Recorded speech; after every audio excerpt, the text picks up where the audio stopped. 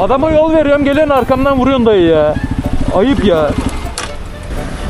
Sende bir şey yok değil mi? Bende bir şey yok abi de. Plakayı götümüzü soktu adam. Benim aklım çıktı. Oradan sakip benim arabaya geldi. Ya dedim gözünü seveyim, geçsin adam, bakıyor camdan, kimse Yavşak gözünü ya. var, şey yapmıyor. Amına kodum hep gitmiş. Burada. Sen misin?